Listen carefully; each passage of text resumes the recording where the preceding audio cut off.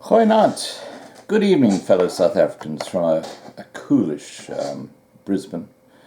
And what I wanted to do today was to just give a bit of a follow-up on the discussion I had yesterday about those two farms in Limpopo, and also the Chinese lending money to South Africa. And I just wanted to give you a bit of a prediction about what the Chinese are up to, because they're up to this all over Africa. And the first comment I'd make is that just about anywhere you go in Africa now, you'll see a growing number of Chinese people. And that's as a direct result of Chinese investment. They're bringing their people over. And the prediction and in fact the objective that the Chinese have is to move about between 200 and 300 million Chinese into Africa in the next 30 or 40 years. That's a huge number of people, but China's got a huge population, and unfortunately the Chinese that'll be moved into Africa won't be the wealthy Chinese. They're moving into places like New York and London, and because they've got the money. The Chinese that will be coming into Africa will be basically the poor Chinese, and all they'll be interested in doing is trying to make themselves wealthier. And when we talk about the Chinese, you've got to understand that they see their culture as superior to even the Western culture. They see the Han civilization as the center of the world, the most superior culture there is.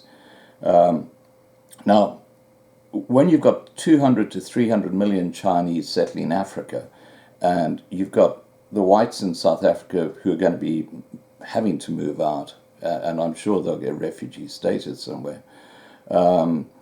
What you've got is a huge transition from a smaller, in fact it's becoming tiny, the white population in South Africa, and that should be of concern, to a huge influx of Chinese who will basically take over the running of countries.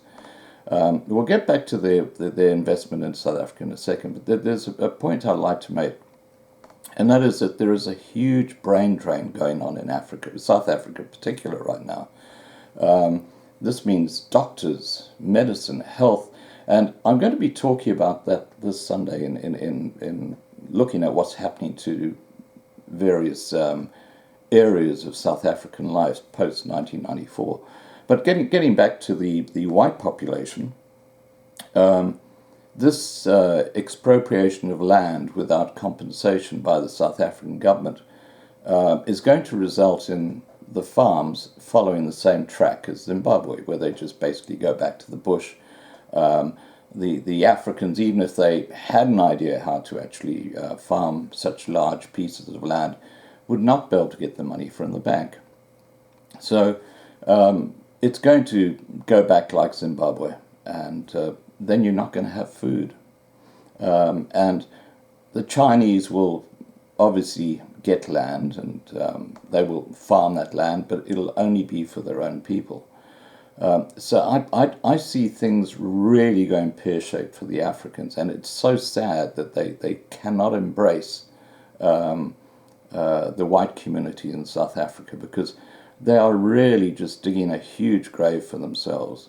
And the Chinese, while we're talking about the Chinese, which is the topic of this video, the infrastructure that the Chinese are building in South Africa, like roads, railways, ports, mines, etc., guess who's going to be holding the bill at the end of the day? It's South Africa who will be holding the bill.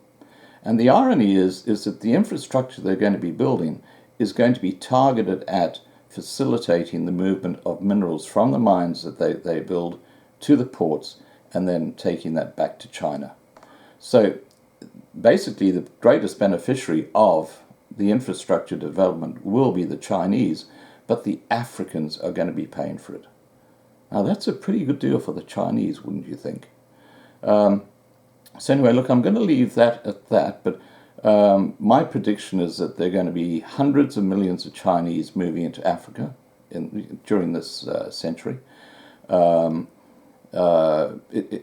is going to become almost unlivable to the indigenous Africans, and it's going to be a very, very worrying time for anyone who lives in South Africa. All right. See you Sunday night, 8 p.m. Johannesburg time.